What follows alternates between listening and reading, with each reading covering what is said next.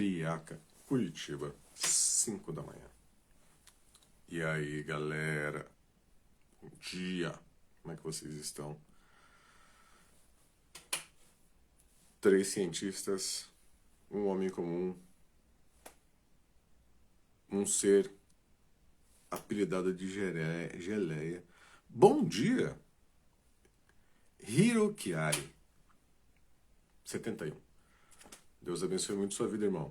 Seja bem-vindo na Forja, Santas Nerdices, quinta-feira, Alvoradas na Forja.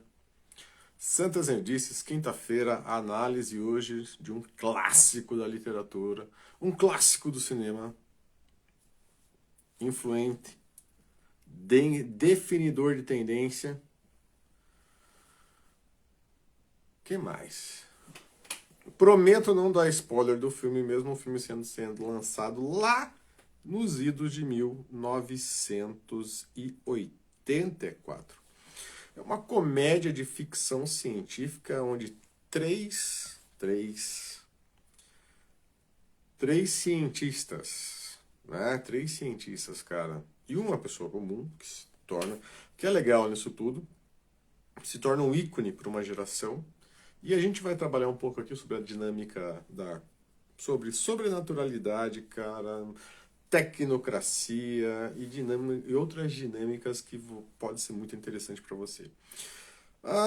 Cara, nós estamos falando nada mais, nada menos do que Caça-Fantasmas, né, cara?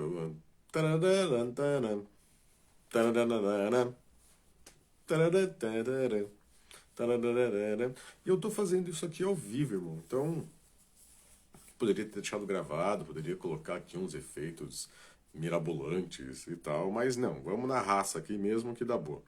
Então a gente tem lá os 3 cientistas, Peter Venkman, Dr. Raymond Ray, né, que é o The Nycor, que é o ponto-chave aqui, porque o Egon Spengler, que é o cara da galera, e o... Travei. E o moço, eu ia falar uma palavra aqui, cara, mas não vai dar boa, né?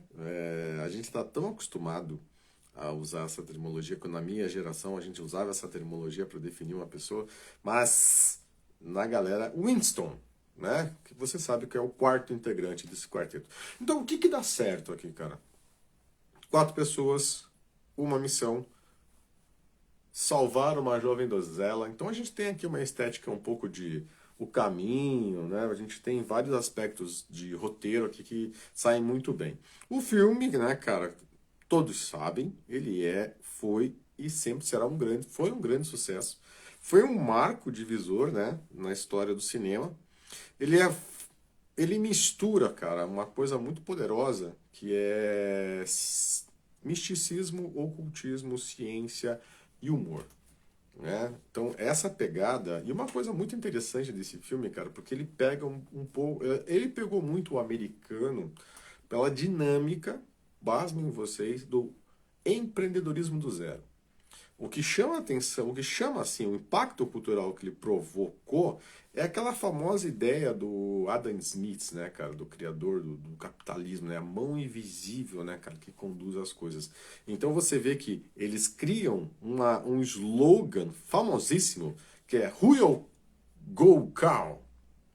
Who you go call? Quem você vai chamar? A pergunta é, quem você vai chamar para defendê-lo das forças do mal? Chame os caça-fantasmas. Naquela clássica estrutura de propaganda dos anos 80 na televisão, bem chamativa, bem apelativa.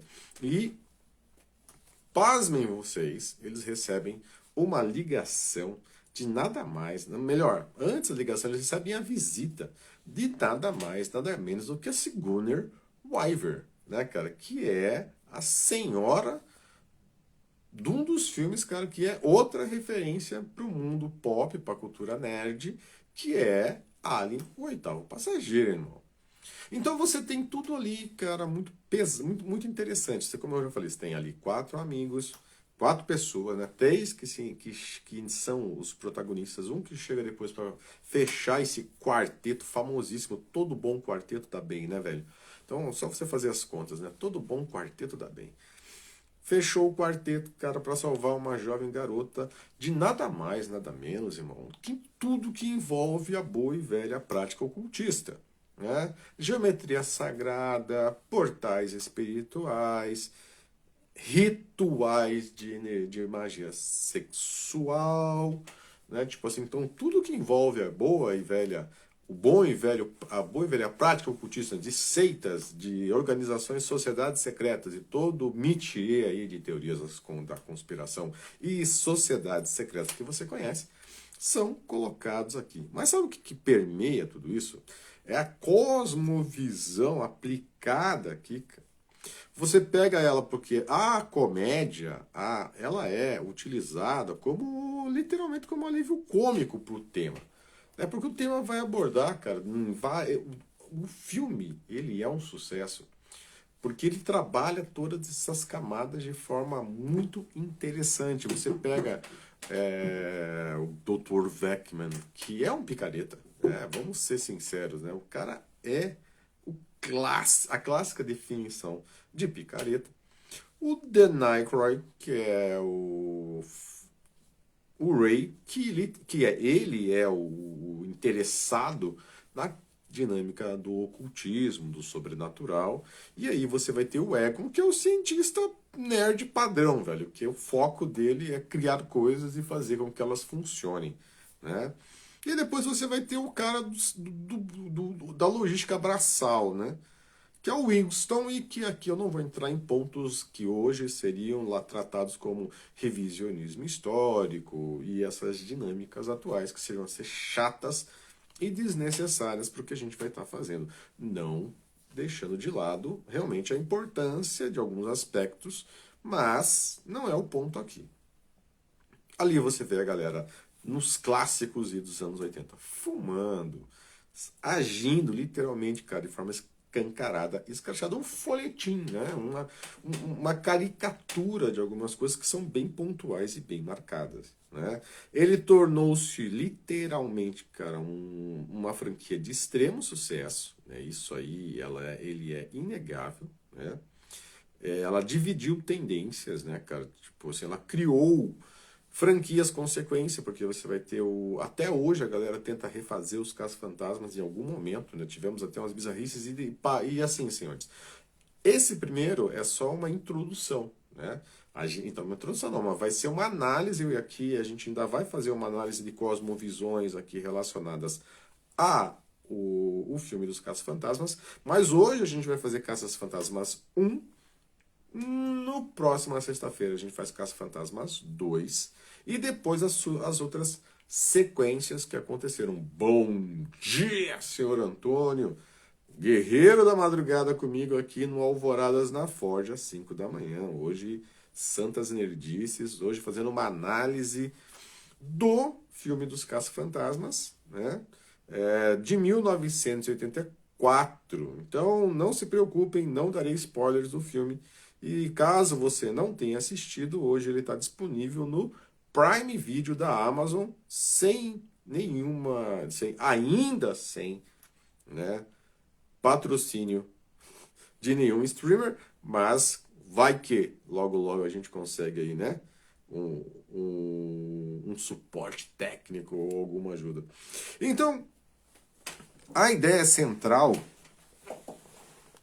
o filme é gravado em Nova York, que a gente que já conhece um pouquinho de teoria da conspiração, sabe que ali o negócio é muito interessante. Ele já começa com a Biblioteca Pública de Nova York, que é uma estrutura muito legal, sendo nada mais, nada menos do que infestada por fantasmas, né, cara? Tipo assim, a curiosidade máxima é que existe realmente, cara, inúmeros relatos de fantasmas naquele lugar.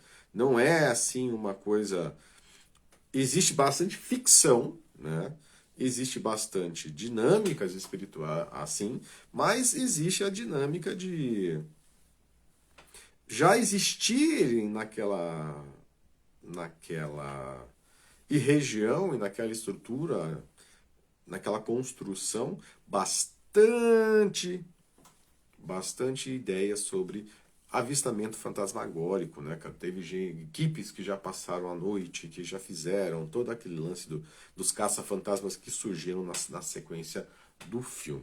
Então já começa por ali a dinâmica, a gente vê a bibliotecária descendo as escadarias até o subsolo, os livros andando. Cara, essas cenas, elas foram consideradas para a época meio ícones, né, novas tecnologias de efeitos especiais e todas as dinâmicas. E aí a gente tem que entender que existe sim uma abordagem muito profunda do sobrenatural, porque o Dan Aykroyd, que é o Ray, né, ele cria o roteiro baseado no interesse dele e da sua própria família, ao ponto de que, quando você estuda a biografia dele, o avô dele pertencia a alguma, não se define exatamente qual ordem secreta, e era um exímio colecionador de livros, material e estudioso do ocultismo. Né?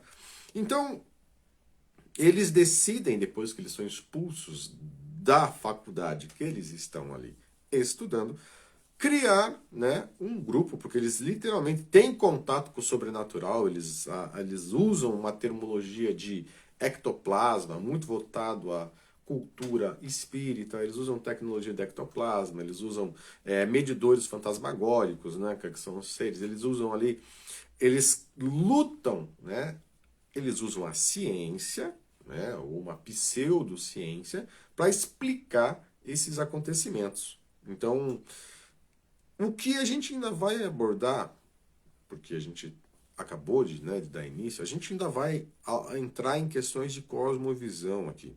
A gente ainda vai falar um pouquinho de tecnocracia. Então, aguenta aí que a gente ainda vai se aprofundar.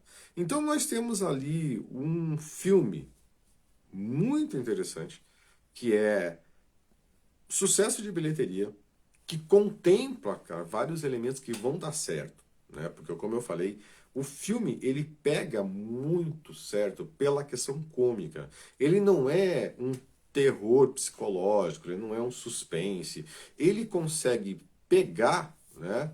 Ele consegue pegar as pessoas pelo fato dele literalmente ser um folhetim cômico. Ele não é pesado, ele introduz o sobrenatural de maneira bem leve e até engraçada. Então, quando você vê as pessoas correndo dos fantasmas, quando você vê assim os diálogos, né, as brincadeiras, você pega assim, cara, um grupo de Rick Moranis, né, cara, Sigourney Weaver, Sigourney Weaver, né, cara, que são nomes poderosos, né, cara, do cinema, né, famoso, né, Rick Moranis fez assim, Querida Encolher as Crianças e vários filmes infantis ou né, dessa pegada com ciência, com muita coisa.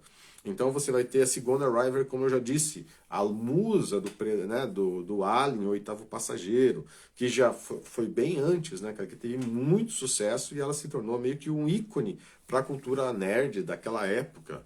Ainda poderia até fazer depois um desses Santas Dias falando só sobre o Alien, o Oitavo Passageiro, cara, que ali o negócio é brutal.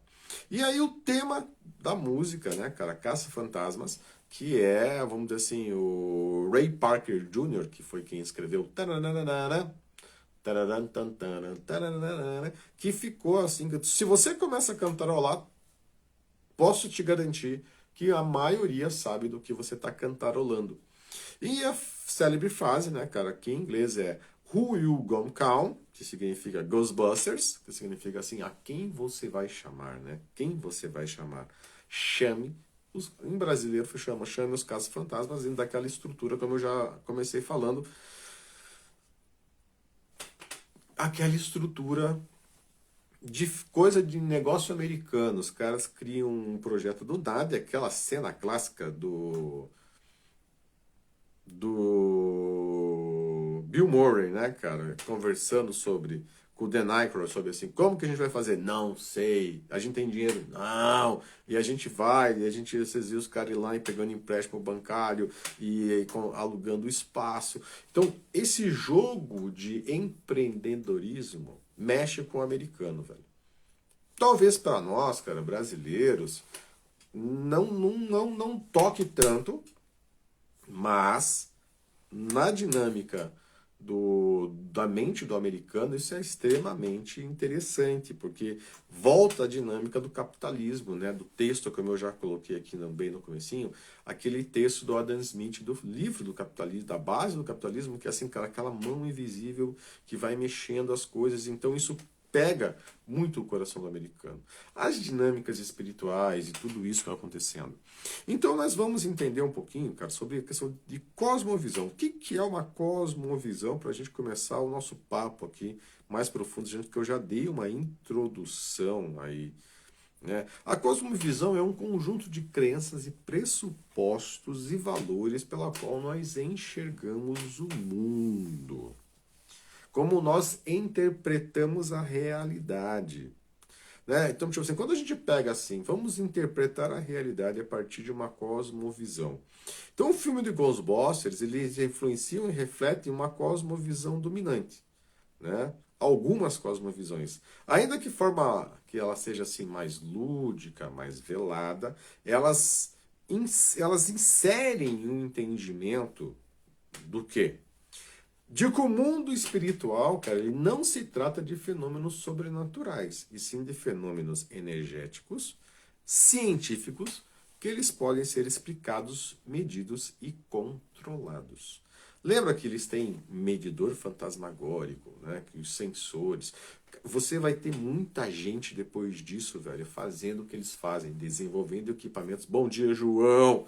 Beleza? Desenvolvendo equipamentos, desenvolvendo coisas que dão a ideia de que as coisas assim acontecem. Então, essas anomalias, essas dinâmicas, a linguagem científica que eles imprimem na visão sobrenatural, mesmo que de forma cômica, se tornou meio que uma referência para quem assiste, para algumas gerações. Então,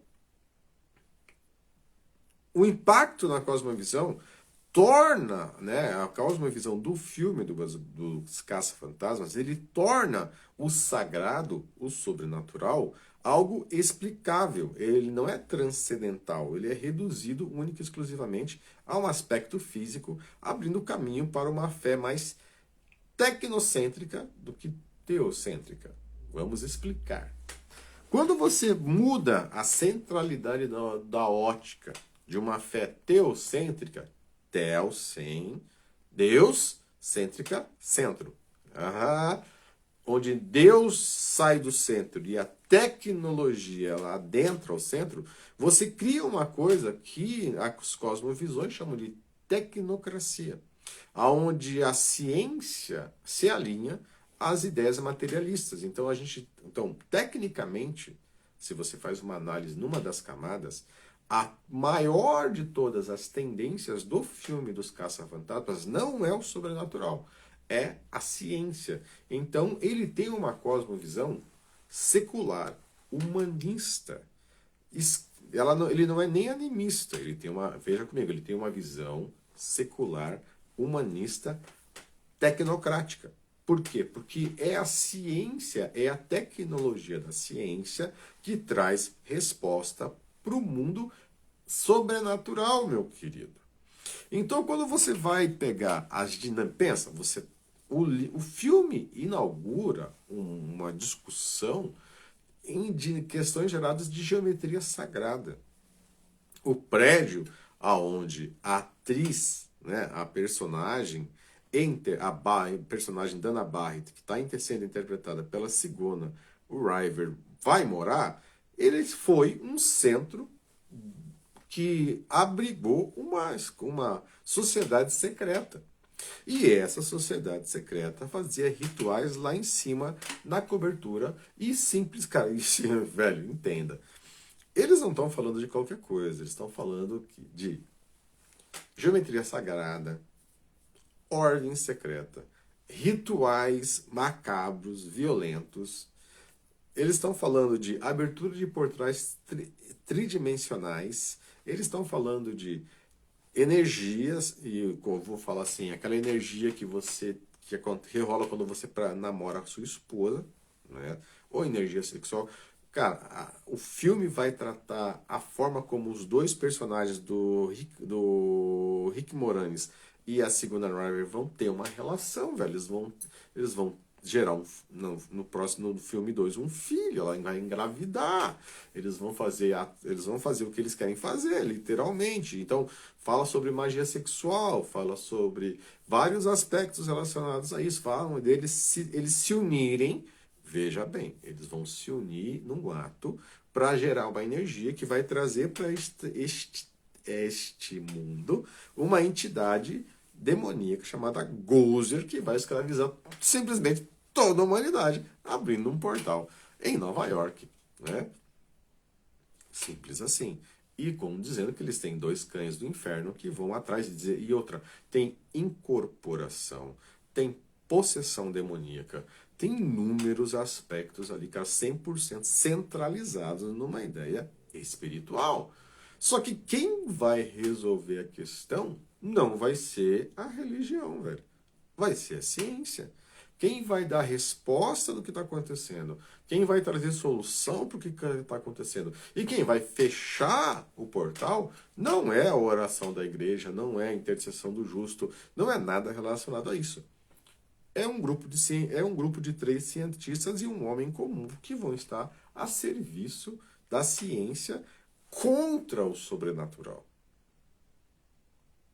Onde os caras vão estar carregando um feixe de prótons nas costas, aonde técnica é aquela tal ciência do absurdo, né, cara, humanamente impossível. Mas o filme ganha a galera, cara, por quê? Porque tem uma dinâmica do empreendedorismo maluco, tem aquela dinâmica, cara, um Ecto 1, mano, aquele carro é o sonho de consumo, cara. E todo bom nerd que coleciona nostalgia dos anos 80.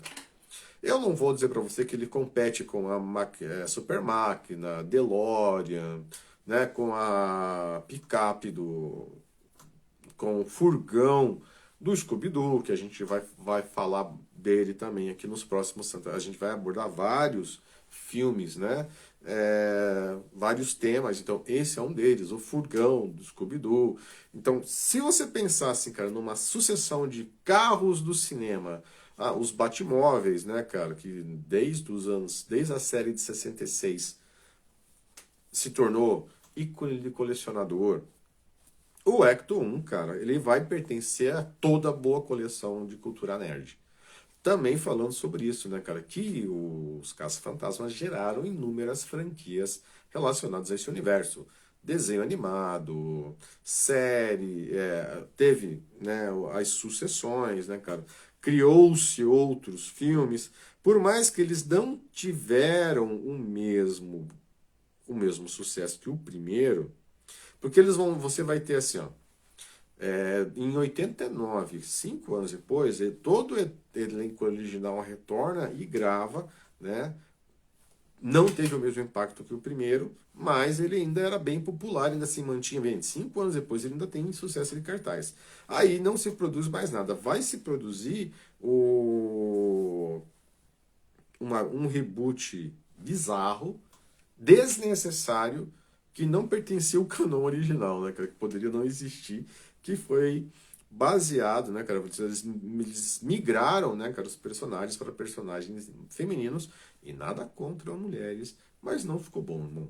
Não ficou. Me perdoem aí, mas não ficou. Em 2021, eles fizeram uma versão da franquia, né, cara, juntando elementos, que é o Além, Mais Além, Afterlife, né, cara, que é o Mais Além, Ghostbusters 2021, sequência direta com os filmes, com os atores dos anos 80, menos o Egon, porque o ator morreu em 2014, cara, se eu não tiver enganado, até antes, acho que foi em 2004. Mas eu vou buscar, porque eu vou falar mais sobre Caça-Fantasmas. Então, o Egon, que é o Harold Ramis, ele faleceu já, então ele não estava nessa continuação lá de 2021. E em 2024 teve uma continuação direta do filme de 2021, chamado Frozen Empire. E esse eu não assisti ainda, cara, mas eu ainda quero assistir. Equipamentos, tecnologia, mochila de prótons, né, cara? Então, tudo. Armadilha, irmão. Armadilha para aprender o sobrenatural, velho. Armadilha. Que foi o que eu coloquei, que é o que mais me chama a atenção. Quem não gostaria de ter uma dessa, né? Quem não gostaria de ter uma dessa? E o mascote, né, cara? Que era o Geleia e todas essas dinâmicas. Em tudo você tem. A ciência tem um mascote. Um, um fantasma que come. Vamos para a análise, né, cara? Então, quando você começa a se aprofundar, porque eu quero deixar isso aqui cômico também, né, cara? Não quero deixar um peso, não quero matar você que é fã de Caça-Fantasmas, né, velho? Eu quero deixar você de boa, assim, para você não perder as dinâmicas. Uma coisa que o filme faz, ele reforça o mito do herói humano autônomo. Deus é ausente. A independência, sabe, tipo assim, a independência do ato é substituída pela confiança no intelecto. Então você não precisa de um Deus sobrenatural para te ajudar. O filme, como eu disse, ele é secular humanista. Então ele é todo centrado no homem, ele é antropocêntrico. Ele é centrado no homem e na ciência. Então ele vai sempre caminhar debaixo dessas duas coisas. Você não tem uma compreensão do sobrenatural, você confia nos seus instintos, você confia na tecnologia, você confia em si mesmo, nas suas tomadas de decisões, que isso é fundamental para a vitória sobre o sobrenatural. E, além de tudo, você tem a confiança na tecnologia como redenção.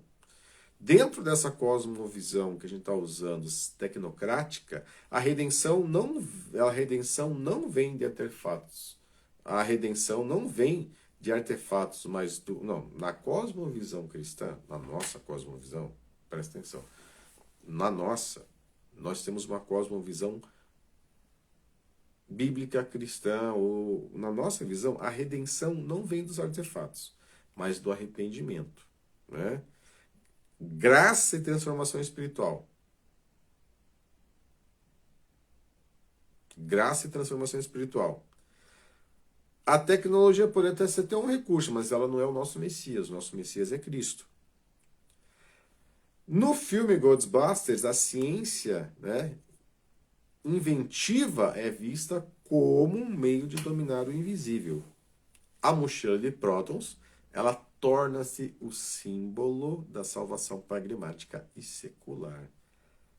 A energia nuclear, né, cara, o senso de aspecto, né? E qual que é o impacto dessa cosmovisão para o mundo? Ela estabelece uma narrativa de que o mal pode ser vencido com tecnologia, ao invés da fé e a verdade serem a ferramenta de defesa. Então você vê que todo mundo tem, todos os filmes têm essa dinâmica. Então quando você está lendo em camadas, né, em camadas, você tem que descobrir que dentro do filme existem várias camadas e vários aspectos de linguagem. O aspecto cômico, ele tem a função de desarmar sua atenção. Entendeu? O aspecto cômico, ele tem o poder de tirar você de um filtro. Ele derruba o teu filtro de análise, você taxa tudo muito legal, tudo muito expressivo, tudo muito alegre, todo mundo divertido, todo mundo rindo. E nós somos influenciados pelas risadas. Então, toda essa construção no roteiro, desse alívio cômico, dessas dinâmicas, eles têm um papel fundamental de tirar você, de derrubar essa primeira barreira intelectual e esse primeiro filtro e abrir você para começar a questionar essa dinâmica. Então, dentro de uma cosmovisão cristã, os seres espirituais, né? Os seres espirituais, eles têm, né, cara, as entidades, elas não têm moral, né? Anjos e demônios, eles têm um propósito claro, e o pecado é real e existe redenção. Ali os fantasmas são tratados como pragas, como se você pensasse assim, eu tenho uma dedetizadora de pragas, tipo barata, rato, e o sobrenatural, os fantasmas, são tratados da mesma forma. É como se você tivesse uma empresa especializada em dedetização espiritual. Eu nem vou entrar em dinâmicas relacionadas ao que acontecia no Brasil nos anos 80 com algumas determinadas denominações. Mas era quase isso que se vendia na televisão, né, cara? Tipo assim, uma dedetização espiritual. Então, talvez, eu não estou dando aqui ênfase nenhuma, pode ser ter bebido nessa fonte? Pode, cara. Não vou tirar daqui algumas dinâmicas. Então, quando o sobrenatural, quando os demônios, né, cara, são tratados, quando os espíritos do mal, né, são tratados dessa forma, você vê literalmente, cara, uma dinâmica de cosmovisão, aonde o propósito desses seres muda completamente, né, cara, sem que exista redenção e sem que não exista, tipo assim, algum processo espiritual que os mande embora. Então, né, a quem você vai chamar, chame os caça-fantasmas, era um serviço de dedetização espiritual. Alguém que vinha para fazer o serviço de um dedetizador, que vinha na sua casa. E esses seres espirituais, essas hostes malignas, que nós tratamos como demônios, eles tratam somente como uma praga. Eles são vistos como um incômodo. E que a ciência é a resposta, né, dessa perturbação energética, né? Tipo assim, desse ser, desse elemento. E ele é capturado por um feixe de próton, jogado numa armadilha e jogado depois dentro de um compartimento que vai reter toda essa energia fantasmagórica e todos esses seres espirituais. A intelectualidade na série, cara, ela é desvinculada da fé. Dentro da cosmovisão cristã, a mente deve ser subordinada a Cristo. E a ciência deve ser o meio de glorificar a Deus. Presta atenção nisso. Na nossa cosmovisão cristã, a nossa mente, ela deve se submeter a Cristo, ao governo de Cristo na Terra. E a ciência, que você pode ser um cientista e ser cristão. Só que tudo que você vai fazer vai glorificar quem criou todas as coisas. Você vai fazer uma tese, você vai fazer uma teoria, você vai defender uma tese, você vai trabalhar em prol da humanidade, mas a hora que a sua pesquisa, que o que você está fazendo, ganhar corpo, ela vai tecnicamente glorificar o Criador. Na ciência, né, do filme Caça-Fantasmas, o Ghostbusters é uma ciência independente, cara, de qualquer transcendência. Fé não é mencionada e a razão, a ciência e a tecnologia, elas são completamente autossuficientes. Então você tem que prestar atenção nisso. E qual que é o impacto dessa cosmovisão? Ela alimenta uma visão dualista de mundo, onde o espiritual torna-se apenas um entretenimento ou uma farsa, como alguns espíritas tentaram provar e alguns pesquisadores do sobrenatural tentaram dizer que isso não existe. E a ciência é a única lente válida para a verdade. Se você não prova, ela não existe. Sacou? Um pouquinho? Então, Caça-Fantasmas, cara, tipo assim, é uma brilhante comédia e uma narrativa, uma inovadora narrativa que consegue juntar, cara, uma cosmovisão secularizada e tecnocrática. O invisível é real, mas ele é domesticável. O sobrenatural é perturbador, mas é controlado. A redenção vem do gênio humano e não da intervenção divina. Deus é ausente e substituído por heróis carismáticos com equipamentos de última geração. Presta atenção nisso. Tem uma cena, cara, que eu queria que você prestasse atenção. Tem um filme disponível na Amazon Prime. Se você for assistir, depois que tudo acontece, quando tudo acontece, que eles são presos e eles vão estar. Eu prometo. Cara, eu vou ter que dar spoiler do filme de 84, tá? Então me perdoe. Acontece o fato da EFA, que é rola até uma crítica sobre alguns temas relacionados ao meio ambiente, assim. Então, já se falava disso naquela época.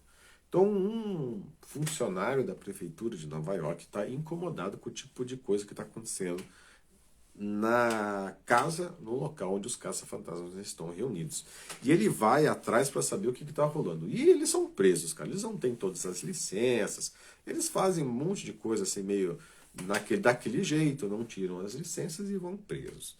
Quando tudo explode, cara, porque rola uma parada bem sobrenatural, quando o centro de Nova York é tomado por fantasmas e todas aquelas dinâmicas, eles são chamados daí pelo prefeito da cidade. Presta atenção nessa dinâmica de cena. O prédio torna-se um portal espiritual para o sobrenatural, um portal tridimensional, que duas pessoas elas usam um ato,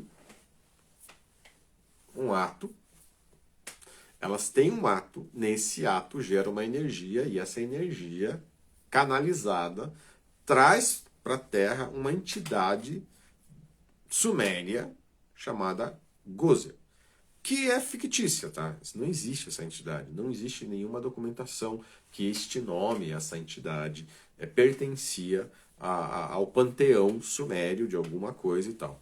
Então essa entidade não existe. Gozer não existe dentro da literatura mística, sobrenatural, dentro dos grupos, né? Não existe. Mas existe a questão de o desejo de muitas ordens em trazer para a nossa realidade seres espirituais. O filme vai fazer essa abordagem. Agora, presta atenção nessa cena. A Sigourney Weaver e o Rick Moranis, eles têm uma relação, porque ia ser a dinâmica, que eles estão um atrás do outro para se unir. Os dois cães, presta atenção nisso, analisa isso. Os dois cães que nascem ali em cima, eles vão e eles incorporam, né, cara, dessas duas pessoas. Possessão demoníaca. Essas duas pessoas, elas se unem num ato sexual para gerar uma dinâmica de energia sexual para abrir um portal espiritual no centro de Nova York, numa estrutura que é totalmente, que foi o prédio aonde está acontecendo, foi sede de uma ordem, uma sociedade secreta que queria trazer para a Terra. Já tinha a dinâmica da egrégora de querer trazer para a Terra uma entidade sobrenatural chamada Gozer que dominaria a humanidade e traria o apocalipse. O caos está acontecendo no centro de Nova York. Os demônios estão soltos por Nova York. Não tem outro nome, são demônios. Os demônios estão soltos, mas eles são tratados como pragas, como se você tivesse uma infestação de ratos na sua cidade. Chamam os caça-fantasmas para o gabinete do prefeito da cidade. Poder político. O poder político reúne-se com o poder religioso, que é o arcebispo de Nova York, vem para dentro do gabinete conversar com os caça-fantasmas para que eles resolvam o problema. Então, Estado e religião, cara, entregam na mão da ciência a resolução de um problema que é totalmente sobrenatural.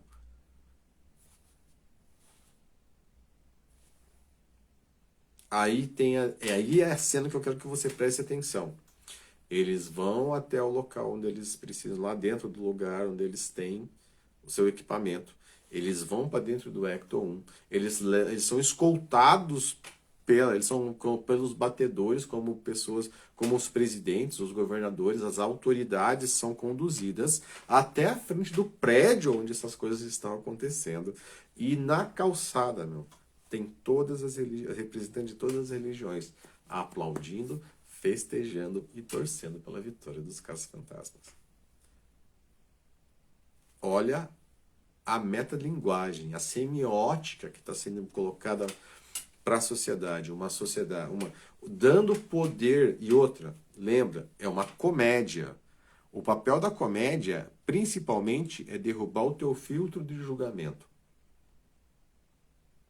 O papel da comédia numa obra é te abrir a mente e derrubar primeiro o seu filtro de julgamento, porque você torna tudo cômico. O que é cômico você traz com mais leveza. Você se desarma no meio de uma risada. Então a introjeção de uma ideia se torna muito mais fácil.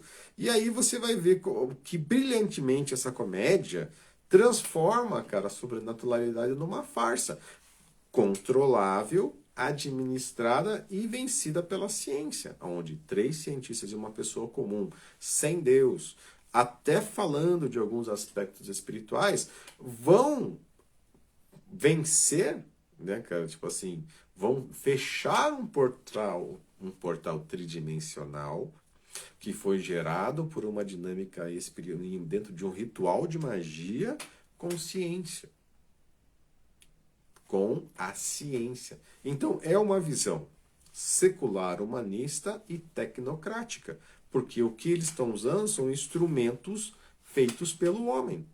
Não existe uma oração, não existe um ato religioso, não existe nada. Pura ciência. Do absurdo, mas ciência. Então, a cosmovisão que impacta todo mundo é que Deus é ausente.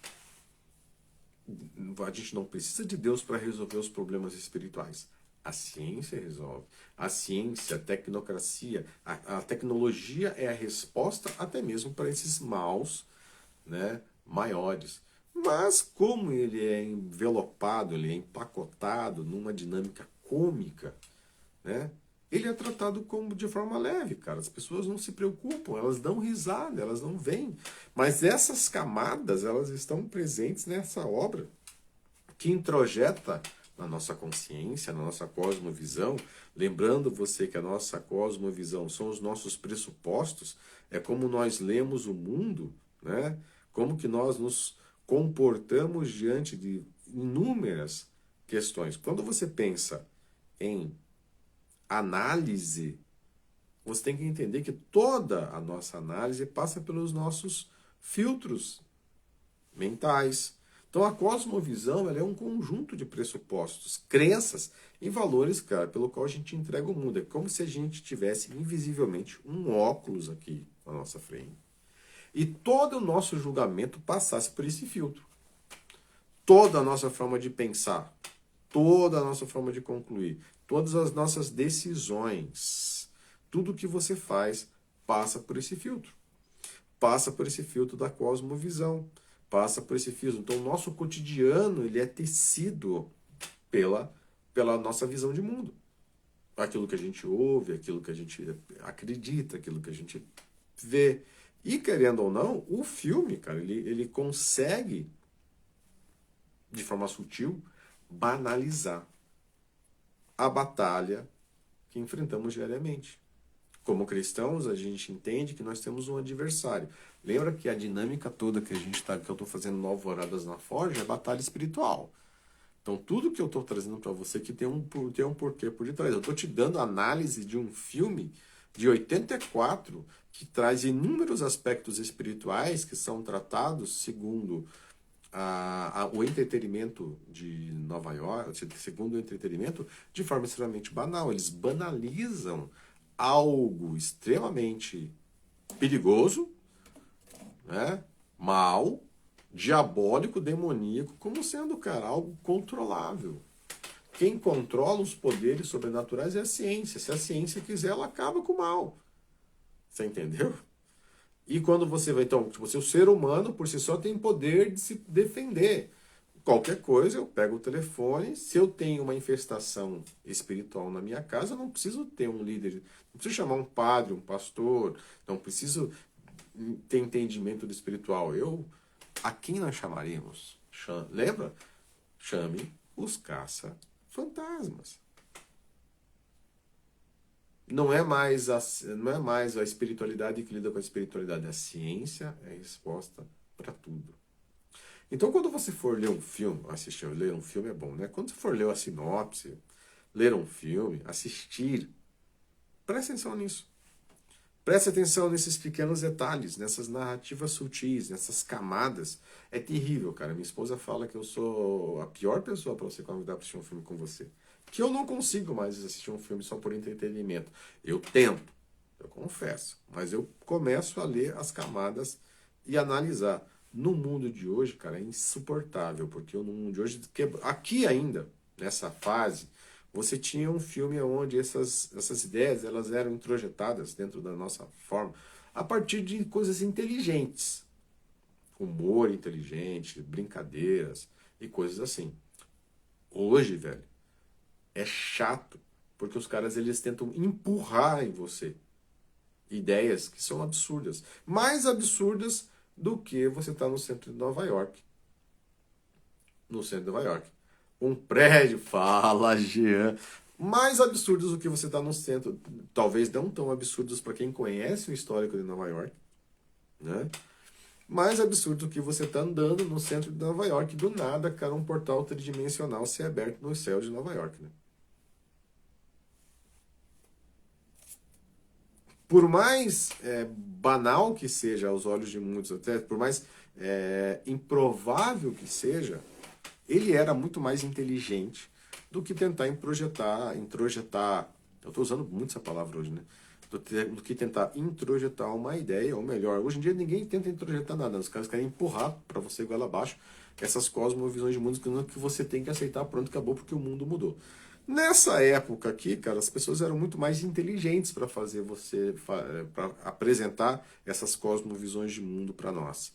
Então, tipo assim, com humor, com entretenimento, com coisas que se tornaram elementos de cultura pop. Como eu já falei aqui, cara, meu, todo cara, todo bom nerd colecionador, cara, sonha em ter os 4 integrantes dos Caça-Fantasmas, né? Dentro da sua estante, mais o Ecto 1 e o Geleia, né? E a entidade Gozer ali, né, cara? Que, falando novamente aqui, a entidade em si, ela não existe dentro do panteão sumério, mas as dinâmicas, como são apresentadas em algumas ordens místicas, sempre são de trazer uma entidade desse universo, desse abismo, né? Desse calabouço abissal para o mundo cósmico, para a nossa realidade.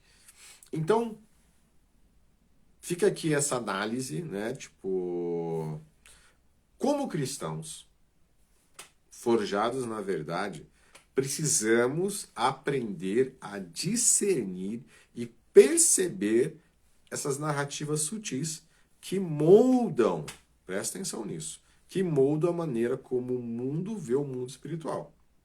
E muitas vezes eles estão banalizando uma batalha que é real. Uma forma de te vender uma ideia é banalizar aquilo que você tem como centro.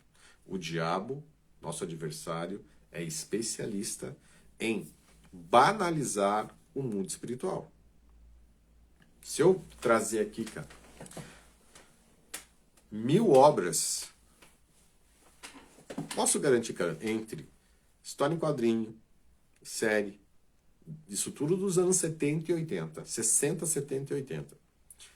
Filme, série, livro, história em quadrinho, desenho, anime e outros animes até mais pesados, todos eles, cara. A função base é banalizar o mundo espiritual. Sabe por quê? Porque um dia o nosso adversário vai estar pisando na terra. Certo? O que hoje você entende como sendo assim como os caça-fantasmas, de certa forma, como uma profecia autorrealizável declaram, né? Assim, talvez um dia o mundo esteja infestado. O mundo é infestado de demônios, tá? Só que eles ainda estão ainda no elemento oculto. Talvez um dia eles se tornem tão presentes na casa das pessoas como foi nos casos fantasmas, irmão. E aí? Você vai chamar? Quem você vai chamar para resolver o teu BO? Uma galera que carrega um feixe de prótons ou aqueles que têm autoridade no mundo espiritual? Entendeu? A gente não sabe. Então, quando alguma coisa. Então, a gente tem que entender que você não pode banalizar. E a ideia principal, cara, dessa linguagem, desse tipo, e eu vou te falar que tem vários dessa mesma dinâmica que tem, e a gente vai fazer uma análise geral. E semana que vem, na sexta-feira, porque Santas Enerdices vai ser sempre na sexta-feira que vem a gente vai analisar o segundo Caça-Fantasmas, que também traz elementos sobrenaturais. Por quê? Porque a união sexual, cara, entre a Sigourney Weaver e o Rick Moranis, que gerou a força de energia sexual, e eu vou rasgar o verbo para falar isso aqui agora, porque essa é a dinâmica do filme. Os cães, eles são possessões demoníacas, um num homem, outro numa mulher, que são duas energias. Eles dois se juntam num ato e a força da energia sexual abre um portal tridimensional para trazer uma entidade para a Terra. A ciência vai lá e fecha. Só que esse ato, né, gerou um filho na sequência. E eu vou encerrar com isso. Essa criança que é gerada num ritual, no meio místico, ela é chamada de Moonchild. Eu não vou abrir mais sobre isso. A gente vai falar sobre isso na semana que vem. Então guarde essa informação para você. Na semana que vem, a gente vai falar sobre o segundo filme dos Caça-Fantasmas e quais as repercussões espirituais. O filme é bem mais profundo, menos científico, mais ocultista ainda, mas isso é um papo para a próxima semana. E eu te espero na próxima sexta, Santas Nerdices, mais uma análise mais aí do Caça-Fantasmas de 89, Caça-Fantasmas 2. Valeu? Um grande abraço. Jean, Geise, Ali, galera que tá aí. Seu Antônio, o pessoal que entrou comigo aí. Deus abençoe poderosamente a vida de vocês. Tamo junto. Nos vemos na próxima sexta-feira. Um grande abraço.